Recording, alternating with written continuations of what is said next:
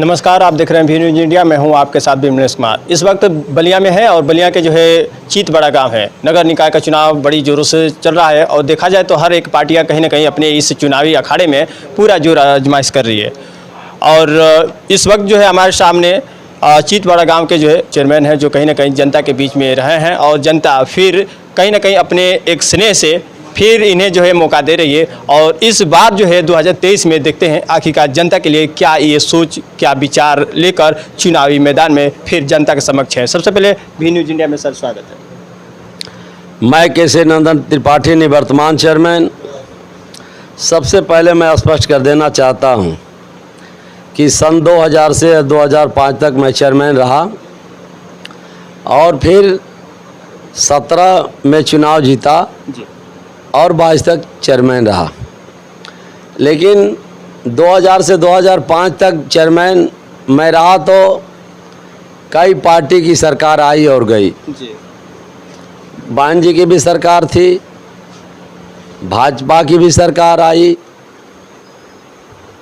और भाजपा की सरकार और बान जी की सरकार जो 6-6 महीना के लिए तय हुआ था वो सरकार गिर गई तो समाजवादी पार्टी की सरकार बनी। कई सरकारें आई गई और कई मुख्यमंत्री आए गए। उस समय लालजी टंडन नगर विकास मंत्री हुआ करते थे। अब 17 से 22 के बीच में दो नगर विकास मंत्री दो नगर विकास मंत्री हुए। एक वो हुए थे सिन्हा जी, लालजी टंडन के लड़के आशुतोष टंडन नगर विकास मंत्री थे। और इस बार पुनः इस समय नगर विकास मंत्री एक IAS अफसर हैं। नगर विकास मंत्री अपने मंत्रालय को ठीक से चला रहे हैं AK शर्मा जी, जो हमारे पड़ोसी मऊ के पड़ते हैं। उनसे हमारी कोई शिकवा शिकायत नहीं है। हमारी शिकवा शिकायत जो इस क्षेत्र का फेफना विधानसभा का विधायक और खेलकूद मंत्री उपेंद्र तिवारी जी थे, इनसे है। ये 5 बरस हमारा जांच कराते रहे, 2 बार पावर सीज हुआ और हाई कोर्ट ने एक बार बहाल किया और एक बार शासन ने बहाल किया, बाइज्जत बरी किया। एक साजिश के तहत फंसाया गया। और बहुजन समाज पार्टी भी धोखेबाज पार्टी है।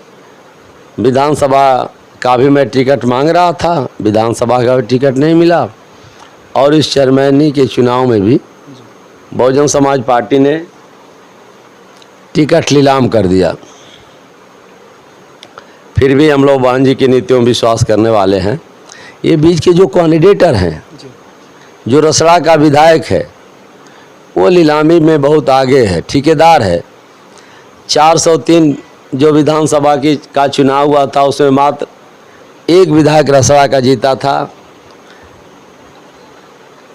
वो भी पैसे के बल पर, बहुजन समाज पार्टी के बल पर नहीं। बहुजन समाज पार्टी के वोटर ने इनको नहीं जिताया था, इनको नकार दिया था। बहुजन समाज पार्टी धीरे धीरे टूट रही है और अस्तित्व विहीन हो रही है।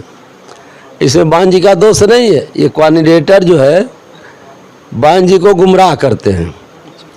ये रसड़ा का विधायक गुमराह करता है, इतना पैसा मिल जाएगा, इतना में नीलाम करा देंगे, यही करता है। मैं चुनाव नहीं लड़ रहा हूँ, मैं निर्दल लड़ना चाहता था, लेकिन इस नगर की जनता और कांग्रेस पार्टी के लोगों ने मेरे बेटे से कहा कि चुनाव आप लड़िए।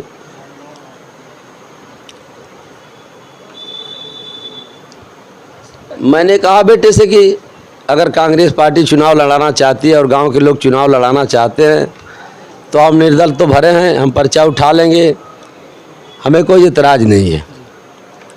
अगर बेटा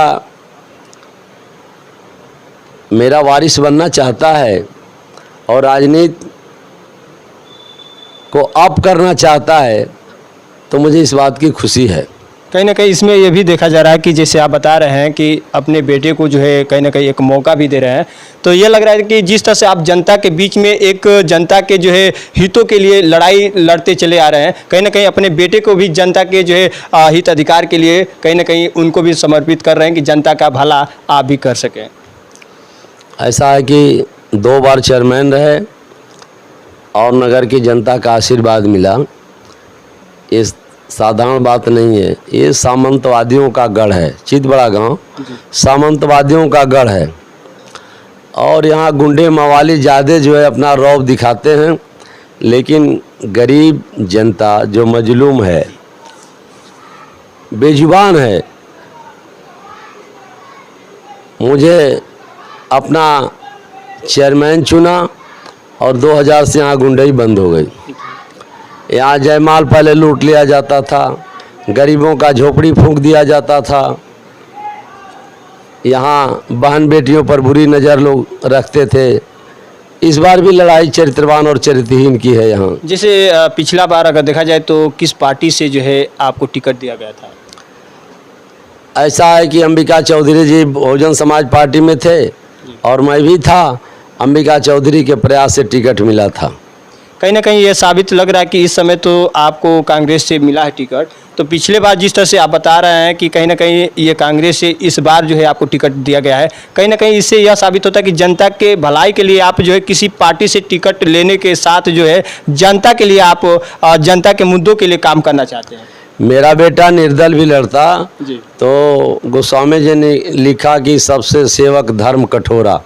सेवक धर्म बड़ा कठोर है, नहीं लोग कर पाते हैं, लेकिन हम सेवक परिवार समेता, हमारा पूरा परिवार सेवक है और इस नगर का हमेशा सेवा किया है और फिर बेटा करने जा रहा है।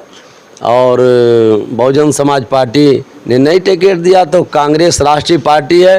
कांग्रेस ने सुई से लेकर जहाज तक बनाने का काम किया और बलिदान में भी कांग्रेस आगे रही। इंदिरा जी का बलिदान, राजीव गांधी जी की शहादत और हिंदुस्तान को आज़ाद कराने में कांग्रेस का ही योगदान रहा है, भारतीय जनता पार्टी का योगदान नहीं रहा।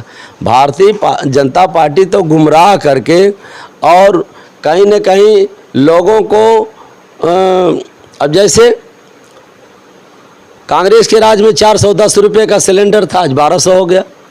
35 रुपया लीटर पेट्रोल था, आज 100 रुपया हो गया। डीजल जो है 30 रुपया था, वो भी जो है 95 हो गया। तो जो भारतीय जनता पार्टी अच्छे दिन आएंगे और बेरोजगारों को रोजगार देंगे और महंगाई को रोक लगाएंगे। ये रोक क्या लगाएंगे? जो 9 रत्न हिंदुस्तान के 9 रत्न थे, दूरसंचार एक 9 रत्नों में रत्न था। दूरसंचार को बेच दिए, हवाई अड्डों को बेच रहे हैं, रेलवे को बेच रहे हैं, धीरे धीरे सारी संस्थाओं को बेच रहे हैं। अच्छा, जब बेच देंगे तो रोजगार मिलेगा नहीं। अब ठेकेदार लेगा तो अपने ढंग से मनमानी करेगा। जो लोग हिंदुस्तान के बेरोजगार रोजगार पाते थे, अब वो ठेकेदार के आश्रित हो जाएंगे। कब निकाल देगा, नौकरी देगा कि नहीं देगा, बड़ी समस्या है इस देश के बेरोजगारों के। अभी हाल ही में राहुल गांधी जी ने जो टिप्पणी किए थे, तो कहीं ना कहीं वो बात को लेकर बहुत एक बड़ा घमासान, एक युद्ध भी छिड़ गया था, जिनको कहीं ना कहीं ये भी लगा कि जो है राहुल गांधी जी की सदस्यता भी रद्द कर दी गई और इसे जनता भी समझदार नजर आई कि जो राहुल गांधी जैसे लोगों के लिए अपना घर भी समर्पित करने के लिए रोडों पे एक शो करने लगे। कहीं ना कहीं ये दिखता है कि जिस तरह से जो है राहुल गांधी जी का जो जनता के प्रति जो लगाव रहा है, जनता खुद उनके प्यार से साबित कर रही है। ऐसा है कि प्रभुता पाहि काहि मद नाही। प्रभुता पा करके मद किसको नहीं होता है? भारतीय जनता पार्टी के लोगों को मद हो गया है। मद सिर्फ एक भरत को नहीं हुआ था, भरत को नहीं हुआ था। भगवान राम ने कहा था कि अगर भरत को हरिहर पद, हरि जी का भी पद दे दिया जाए, क्षीर सागर में भगवान विष्णु का भी पद दे दिया जाए, तो मद नहीं हो सकता भरत को, लेकिन भारतीय जनता पार्टी के लोग तो चाय बेचने वाले हैं, सरंगी बजाने वाले हैं, इनको तो मद हो ही जाएगा। और राहुल गांधी एक राज परिवार का बेटा है, राज परिवार के, जो हिंदुस्तान को आज़ाद कराया था। जब हमारा देश गुलाम था तो कांग्रेस पार्टी एक होकर एकता और मिल्लत के साथ, भाईचारे के साथ हिंदुस्तान को, सभी लोगों को आवाज़ देकर, सभी आवाम को मिला करके गांधी जी के नेतृत्व में अहिंसा परमो धर्मः, अहिंसा के बल पर देश को आज़ाद कराया। और उसी परिवार से बिलोंग करते हैं राहुल गांधी। राहुल गांधी आज तो महान पदयात्री बन गया, रिकॉर्ड बना दिया, वो भी ठंडे में टी शर्ट पहन करके। साथ ही सवाल ये है कि विरोधी विरोध करता है। गोस्वामी तुलसीदास जी ने लिखा कि निंदक नियरे राखिए आंगन कुटी छवाए।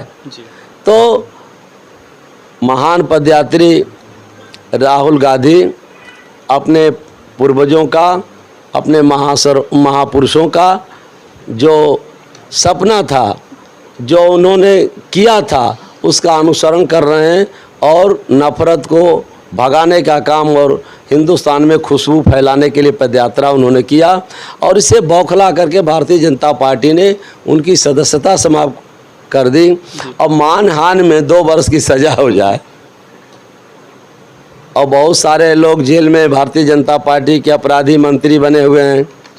अब कहा जाए तो होगा कि भाई ये तो बहुत विरोध सरकार का बोल रहा है, इसको ठीक किया जाए, इसको जेल भेजा जाए। तो इमरजेंसी में भी 77 में जब इमरजेंसी लागू हुआ था तो बहुत सारे नेता बंद हुए, लेकिन जयप्रकाश ने एक ऐसा आंदोलन छेड़ा कि सत्ता करवट लिया। तो जब जनता जाग जाती है तो भारतीय जनता के पार्टी के खिलाफ जनता जाग गई और 24 में ठीक से भारतीय जनता पार्टी को समझाएगी। कहीं ना कहीं ये नगर निकाय चुनाव में देखा जा रहा है तो बीजेपी तमाम जो है बड़े बड़े हस्तियों को भी बुला रहे हैं, यहाँ तक ले दिनेश लाल निरहुआ हैं या फिर रवि किशन यादव, बड़े बड़े फिल्मी स्टारों को बुला रही है। हमारे यहाँ तो निरहू नहीं आए थे। निरहू जिस तरह भारतीय जनता पार्टी धोखा देती है, निरहू ने भारतीय जनता पार्टी को धोखा दिया, बलिया में नहीं आए।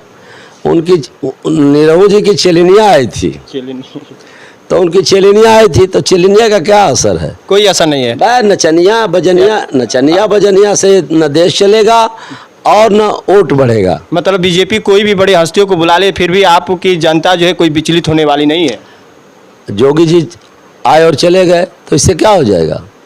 कोई फर्क नहीं पड़ेगा। जनपद में कोई सीट भारतीय जनता पार्टी नहीं जीतेगी और चित बड़ागांव में तो कतई नहीं जीतेगी, इसलिए कि यहाँ जो ठेकेदार है वो प्रत्याशी है और कागज में कई बार तार और खम्भों को बदल दिया है, बेच दिया है, सब लोग जानते हैं। और क्या ये जानना एक चाहती है जनता की कहीं ना कहीं इस बार 2023 में कहीं ना कहीं आप जनता के लिए क्या मुद्दे हैं जो इस चित बड़ागांव में कुछ अभी जो है वो कायम नहीं है, जिन्हें आप फोकस करते हैं? चित बड़ागांव में चरित्रवान और चरित्रहीन की लड़ाई होती है। जो गरीबों का झोपड़ी फूंकता है, मारता है, पीटता है, उसके खिलाफ जनता वोट करती है। क्या लगता है कुछ विकास की अगर बात किया जाए तो ये चित बड़ागांव में कुछ आपके अंदर वो सोच है कि कुछ वो विकास अभी करना जरूरी है? अब तक जो विकास हुआ है भूतो न भविष्यति जी, न आगे कोई करेगा, न अब तक किसी ने किया था। केशव त्रिपाठी ने जो विकास किया वो विकास भूतो न भविष्यति। जनता के लिए 2023 का एक बड़ा मुद्दा क्या होगा आपका जो इससे भी एक बढ़ चढ़ कर जो विकास करने का जो है कहीं सोच रखते हो आप? चित बड़ागांव में जो हमारे अधूरे सपने हैं, मेरा बेटा अभिराम त्रिपाठी जो पंजा चुनाव चिन्ह से लड़ रहा है, यहाँ कुछ बहुत बड़ी अब समस्या रह नहीं गई है। सड़कों को रिपेयरिंग करना है, गलियों को ज़्यादा रंगीन ईंट से बनवा दिया है, लाइटों को जो है जलाते रहना है, बिगड़े तो बनाते रहना है। यही काम है, कोई बहुत बड़ी मतलब जो कार्य हुआ है उन्हीं को रिपेयर ही कराना है। यहाँ कोई उद्योग धंधा तो लगेगा नहीं, लेकिन यह है कि यहाँ सीमेंटेड रोड जो बनाए हैं उसको पिचिंग कराते रहिए और लाइट को बनाते रहिए, बुझे ना, जो बुझा है उसको बदल के प्रकाशमय इस नगर को रखिए। बाकी तो मैंने पानी का रेट 22 रुपया था तो 12 रुपया 2000 माफ़ कर दिया और 10 रुपया में ही 3 टाइम पानी देते हैं। यानी कि 2023 में कहीं ना कहीं अपने एक बेटे को अवसर दे रहे हैं जो जनता के लिए, और जो काम जो है देखा जाए ये चीतबड़ा गांव के जो जनता के बीच में जो पिछले दौर में हुए हैं उन कामों को जो है एक अगले दौर में जो है और सुचारू रूप से जो है अग्रसर करने का जो है एक पहल जगाई जाएगी, और उस मुद्दे पे जो है कहीं ना कहीं देख रेख करने का एक इनके अंदर वो एक सोच विचार है। और देखने का ये मिलेगा कि जो जनता है जो अभी ललायित है कि कहीं ना कहीं 2023 के जो है रुख देखा जाए तो एक बदलाव की अग्रसर जो है सीमा दिखेगी, शायद आपके बेटे जो है वो पहल जगाने के कायम होंगे। बिल्कुल, मेरा बेटा संस्कारित है जी। और बड़ी पार्टी, कांग्रेस पार्टी बड़ी पार्टी है। ये चुनावी जो है जो मैदान में क्या मानते हैं कौन जो है आपके सामने ऐसा टक्कर के नज़दीक आ रहा है कि आपस में लड़ रहे हैं सब, आपस में लड़ रहे हैं? आपस में लड़ रहे हैं और कांग्रेस का प्रत्याशी चुनाव जीतेगा और हमेशा जनता प्यार और दुलार हम लोगों को देती है और इस बार भी देगी। यहाँ बहुत से बाहुबली हमेशा लड़ते हैं लेकिन कामयाब नहीं होते हैं और जनता ऐतिहासिक निर्णय लेती है, इस बार भी लेगी। मेरा बेटा जो जनता का प्यारा है, इस नगर का शान है, वो चुनाव जीतेगा, मुझे विश्वास है। और चलते चलते जनता से क्या अपील करेंगे, जो तमाम यहाँ की जनता है उनके लिए एक संदेश क्या देना चाहेंगे? मैं ये देना चाहता हूँ कि जो कार्य अधूरे हैं, जी। जो आप चाहते हैं उसको मेरा बेटा पूरा करेगा और आपके सुख दुख में मैं खड़ा रहूँगा। यहाँ जो सामंतों और गुंडों के खिलाफ जो मैं लड़ाई लड़ता हूँ, लड़ता रहूँगा। यही मैं संदेश देना चाहता हूँ। कहीं ना कहीं इस वक्त जो है जिस तरह से कांग्रेस पार्टी से जो है इन्हें टिकट मिला है, अगर जनता जो है प्यार से अगर अपना अगर देती है तो कहीं ना कहीं एक विकास की पहल और जो है ऐतिहासिक कायम होगी, जहां तक इनके द्वारा एक बात सामने ये खुलासा हो रहा है। फिलहाल इस वक्त के लिए इतना। नमस्कार।